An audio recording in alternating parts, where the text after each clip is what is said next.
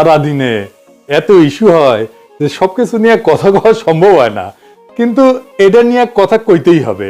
আজকের যে বিষয়টা আর কি, সেটা হইতেছে জুলাই যোদ্ধাদের আইনি সুরক্ষা দিতে অধ্যাদেশ হইতেছে।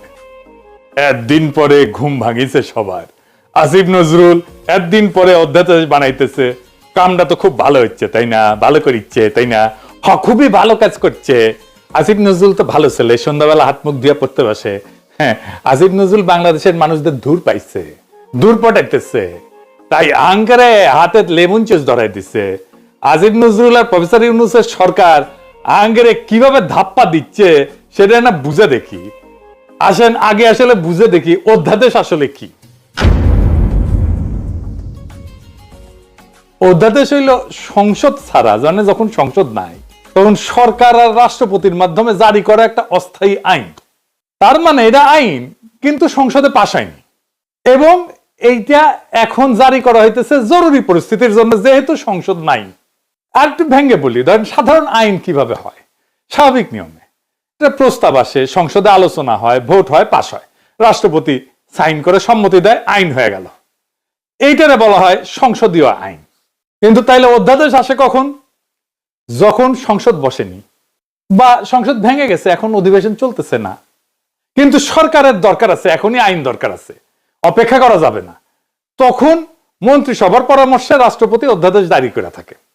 তো অধ্যাদেশের আসলে বৈশিষ্ট্যগুলো কি? এক নম্বর হইতেছে এটা আইনের মতো কার্যকর, কিন্তু স্থায়ী না।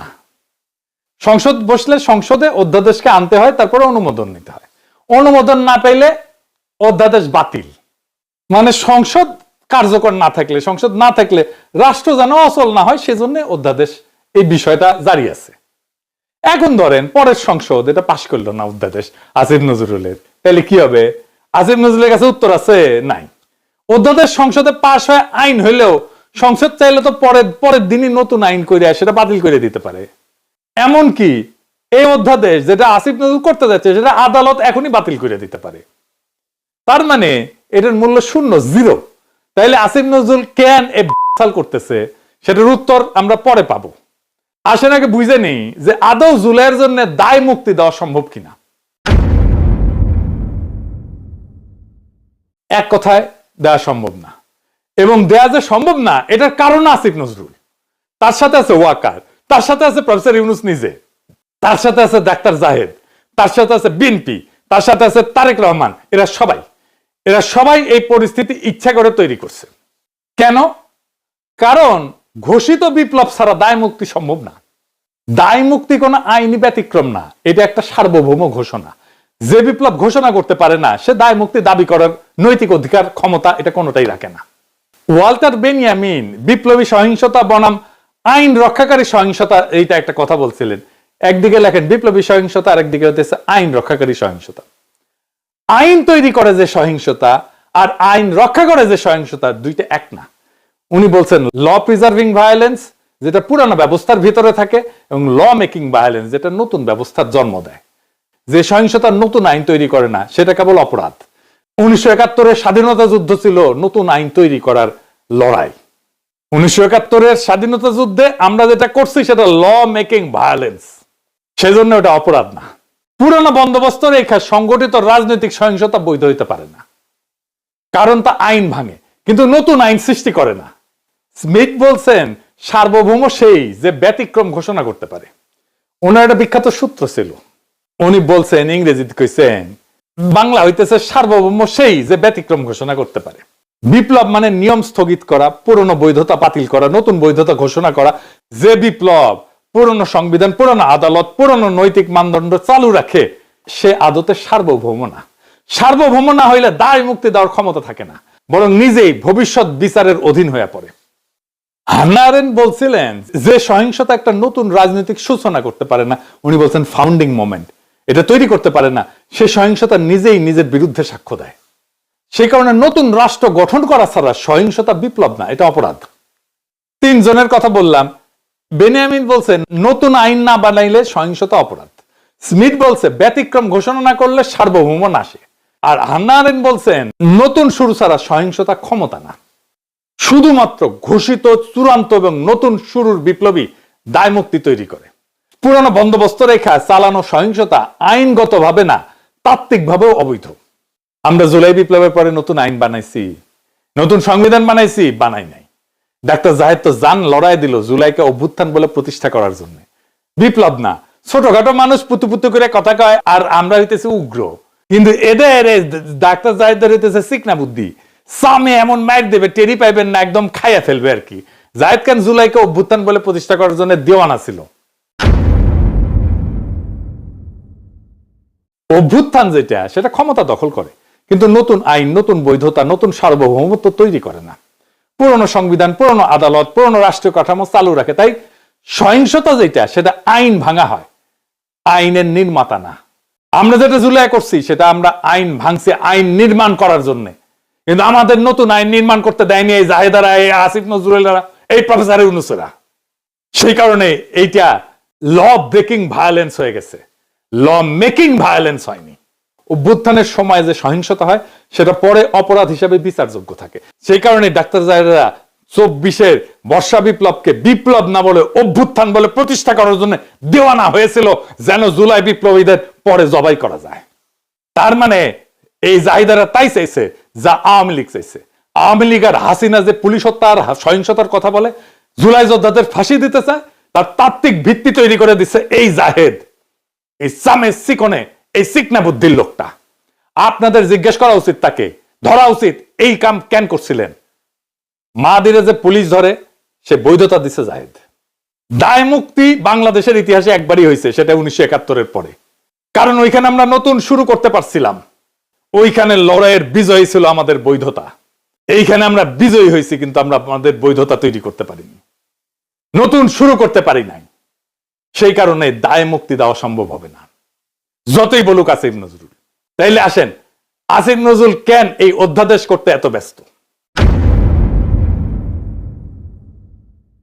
কারণ হইতেছে আসিফ নজরুল নিজে দায় মুক্তি চাইতেছে। সে জানে সে কি আকাম করেছে। কি আকাম করছে জানেন? দেশ যখন একটা বিপ্লবী সন্ধিক্ষণে, যখন আমরা নতুন রাষ্ট্র তৈরি করব, হাসিনা পলাইছে, সেই সময় সে ওয়াকার আর বিএনপির সাথে মিলে পুরো বিপ্লবটাকে লাইনচ্যুত করছে। বিপ্লব ওই রাতেই শেষ।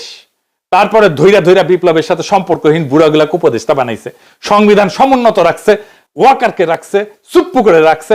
আমরা সেকেন্ড রিপাবলিক করব বলছিলাম, নতুন রাষ্ট্র করব না, উই বেশি বোঝে, উই একাই বিপ্লবের স্টেক হোল্ডার। আমি ওরা জিজ্ঞাসিলাম যে আপনি যে নাচতে নাচতে ওয়াকারের গাড়ি চড়ে ক্যান্টনমেন্টে গেলেন, কোন ক্যাপাসিটিতে গেছিলেন? কয় পলিটিক্যাল পার্টির বাইরে যে সিভিল সোসাইটির অংশ আছে সেই হিসেবে গেছি। আমি কইলাম ভেরি গুড। তাইলে এখন বলেন, ওই যে কয়দিন ঘুটু করলেন, সিভিল সোসাইটির কার সাথে কথা বলে ঘুট্টুটা করেছেন? কার সাথে পরামর্শ করছেন? আপনি একা হারকিউলিস হয়ে গেছেন কেন? আপনি কারোর সাথে কথা বলেন না কেন? কার সাথে আলাপ করছেন? কারোর সাথে আলাপ করে নাই। আপনার হাত জগন্নাথ, নিজে যা ভালো বুঝিছে তাই করিছে। একটা সাক্ষাৎকারে দেখলাম আজিম নজরুল কইতেছে তার বাসায় বসে ছাত্ররা উপদেষ্টা বানাইতেছে, সে মাঝে মাঝে পরামর্শ দিতেছে, কইতেছে এখন কেমন লাগে? সচিবেরা কথা শোনে না, পুলিশেরা কথা শোনে না, পাবলিক শোনে না কথা, কোথাও গেলে পাবলিক আটকায় ফেলে, ভুয়া ভুয়া স্লোগান দেয়।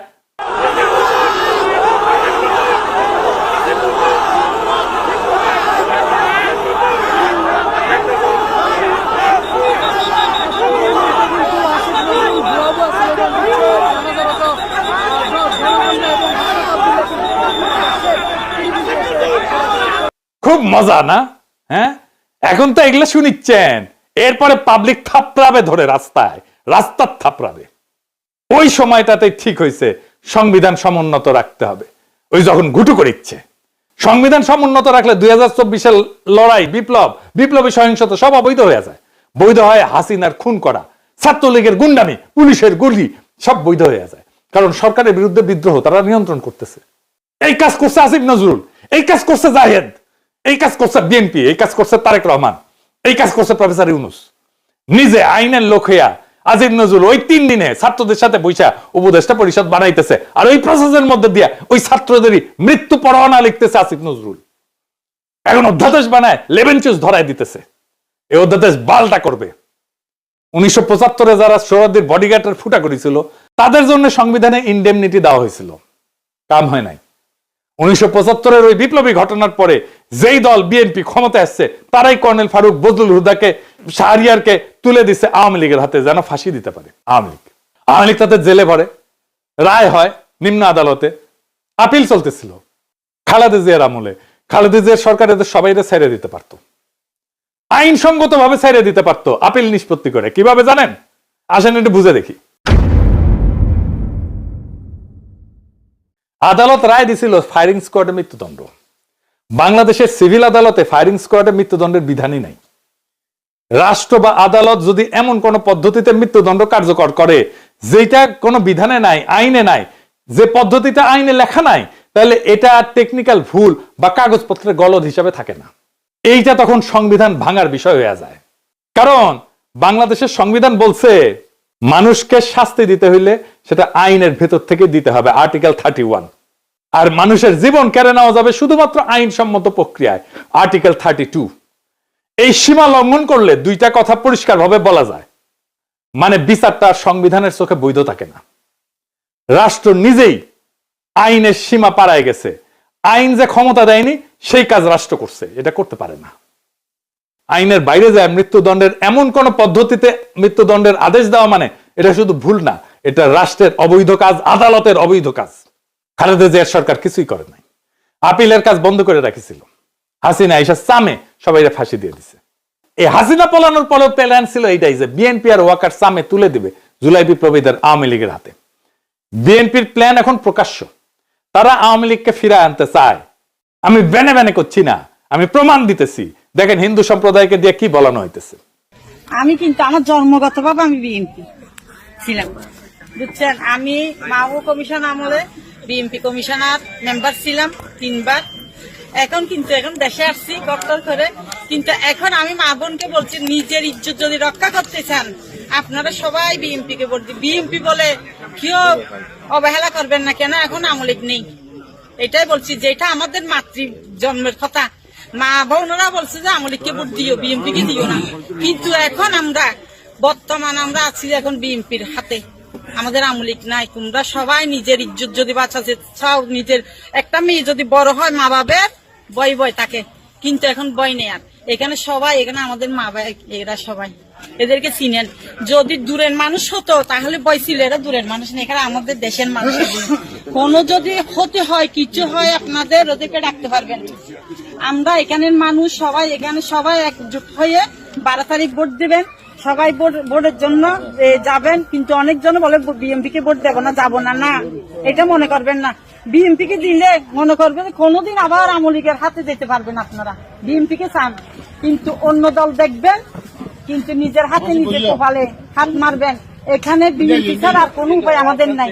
এখানে হিন্দু বা মুসলিম হোক, সবাই বিএনপি কে চান। আমি বলছি আমাদের এই এলাকার সবাই, আপনারা বিপদের সময় না পেলে এদেরকে পাবেন।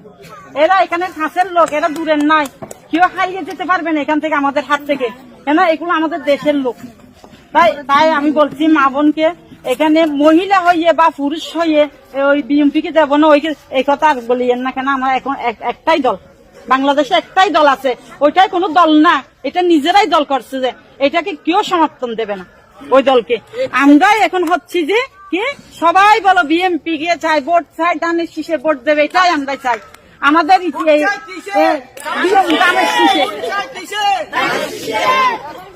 তো ধানের শীষ সবাই, আমি বলছি ধানের শীষে টিকিট দিলে আপনারা মনে মনে বলছেন যে ধানের শীষ কেন দেব, আগে তো আমরা আওয়ামী লীগ ছিলাম না, এখন আমরা আওয়ামী লীগ। ধানের শীষে আওয়ামী লীগ মনে করবেন কেন? আওয়ামী লীগ আসার জন্য আমরা, এটা একটা পথ। আমরা বিএনপি কে যদি চাই, বিএনপি দেখা 10 বছর বাদ হলে আমাদের নেত্রীকে আবার আনবে, জানেন যে এটা। কিন্তু ওদের হাতে যদি চলে যায়, পাকিস্তানে চলে যেতে হবে সবাইকে, মনে করবেন। শুনলেন তো, হইতেছে আগে আমরা আওয়ামী লীগ ছিলাম, এখনো আমরা আওয়ামী লীগই আছি। ধানের শীষকেই আওয়ামী লীগ মনে করবেন কেন? কারণ আওয়ামী লীগ আসার জন্য এই একটাই পথ। আমরা বিএনপি কে যদি চাই, বিএনপি দেখেন 10 বছর পরে হইলো আমাদের নেত্রীকে আবার আনবে। শুনেছেন, নিজের কানে তো শুনলেন। আর একটা প্রমাণ দিতেছি, আসেন সে প্রমাণটা দেখি।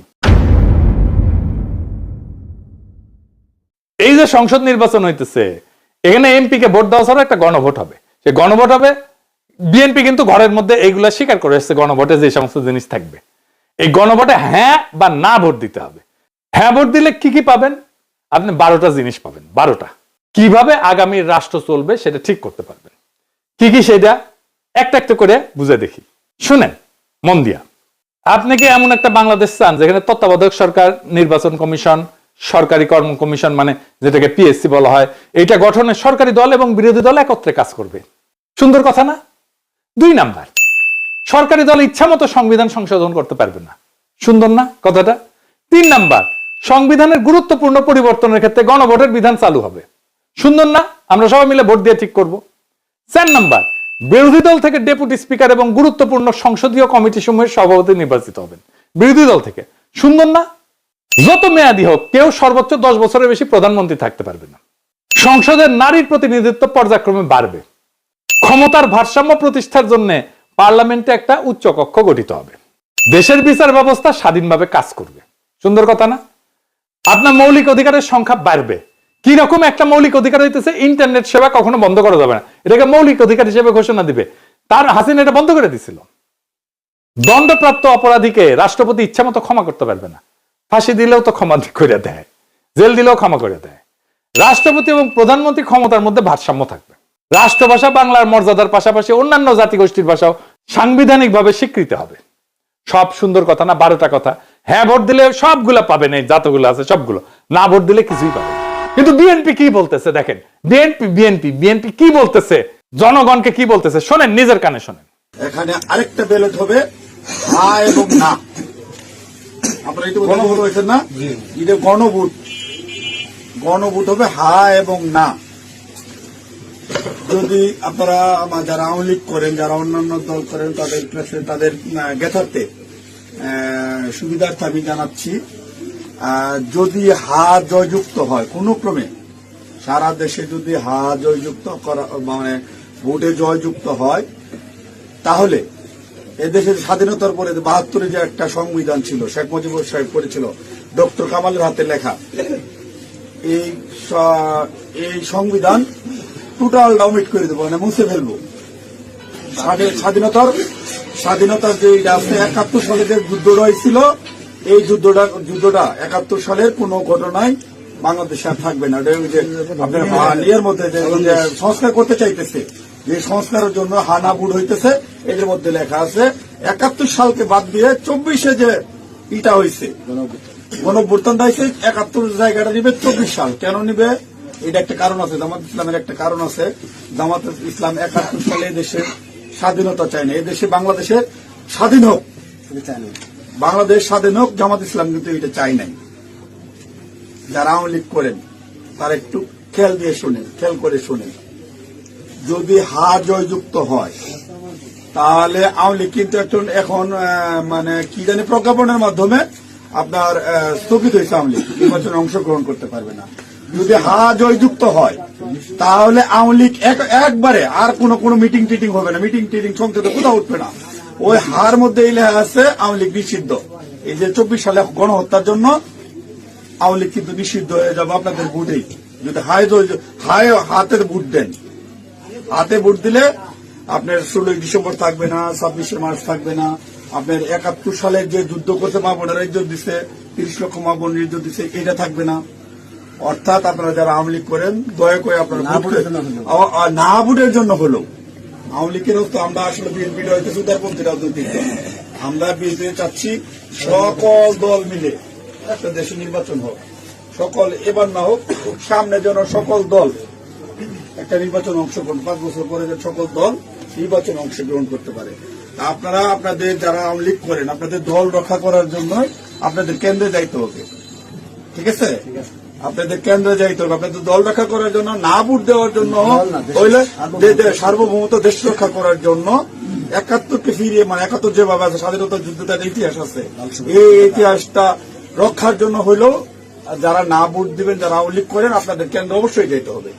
কেন্দ্রে যদি আপনারা আপনাদের দলকে রক্ষা করতে যান, যেহেতু এবার আপনাদের নাই কোন নমিনেশনের, আওয়ামী লীগের কোন প্রার্থী নাই, দয়া করে সেক্ষেত্রে আপনাদের কাছে আমাদের অনুরোধ, যারা আওয়ামী লীগ করেন, বিএনপির তো আপনারা ভোট আমাদের দিবেনই, ঠিক আছে, যারা বিএনপি করেন তো আমাদের ভোট দিবেন। না ভোট দেওয়ার জন্য যারা কেন্দ্রে যাবেন, আপনাদেরকে যেতেই হবে, আপনাদের অস্তিত্ব রক্ষার জন্য, আওয়ামী লীগ রক্ষার জন্য হলেও আপনাদের কেন্দ্রে যেতে হবে। শুনেছেন? তার মানে বিএনপির ঘুরে ফিরে আওয়ামী লীগকে ফিরে আনতেই চায়। তারা অনেক আগে থেকে বলতেছে কিন্তু আওয়ামী লীগ নির্বাচনে আসুক। শুনেন। তবে আওয়ামী লীগের প্রধান প্রতিদ্বন্দ্বী বিএনপি চায় দলটি নির্বাচনে আসুক, নির্বাচনটি হোক অংশগ্রহণমূলক। আমরা আশা করব যে এই নির্বাচনটি পার্টিসিপেটরি হবে, সকলের জন্যই দ্বার উন্মুক্ত, জনগণ যাদেরকে সুযোগ দেবে তারাই দায়িত্ব পাবে। আমরা কামনা করি প্রত্যেক রাজনৈতিক দল এই নির্বাচনে অংশগ্রহণ করুক, কাউকে বাদ দেওয়ার হলে জনগণই বাদ দিয়ে দেবে। যখন জনগণের বিরূপ প্রতিক্রিয়া হয়েছে তখন বলে এইবার না আসুক, বিএনপি ক্ষমতা আসলে আওয়ামী লীগ ফিরবে, পরের বার ফিরবে। বুঝিস? ঐক্যমত কমিশনে আইসা বলে আমরা সংস্কার চাই, আর কর্মীদের বলে না ভোটের ক্যাম্পেইন করতে। কি রকম জাউরার জাউরা, কি রকম খাইস্টার খাইস্টা, কি রকম ভন্ডের ভন্ড। এটাই আসল প্ল্যান। এই প্ল্যান হইতেছে গ্র্যান্ড প্ল্যান, আওয়ামী লীগকে ফেরানোর প্ল্যান। এইবার ভোটে যদি বিএনপি জিতে তাহলে আওয়ামী লীগ ফিরবে, লিগে রাখতে পারেন। এটা তো আমার কথা না, আপনারা তো বিএনপির লোকদের মুখেই শুনলেন, তাই না? আপনি আসলে ধানের শীষে ভোট দিতেছেন না, আপনি ভোট দিতেছেন নৌকায়, আপনি ভোট দিতেছেন হাসিনা রে, আপনি ভোট দিতেছেন ফ্যাসিস্ট রে, আপনি ভোট দিতেছেন ভারপ্রাপ্ত আওয়ামী লীগ রে, বিএনপি রে না। যারা আওয়ামী লীগ রে ফিরে আনতে চান তারা ধানের শীষে ভোট দিতে পারেন। আমরা বলবো নৌকার ধানের শীষ দুই সাপেরই একই বিষ। এই দুইটারেই বাংলাদেশ থেকে হটাইতে হবে, এই দুইটারে ক্ষমতার আশেপাশে আসতে দেওয়া যাবে না। এটাই আমাদের আগামীর বাংলাদেশ গড়ার শপথ হোক। ইনকিলাব জিন্দাবাদ।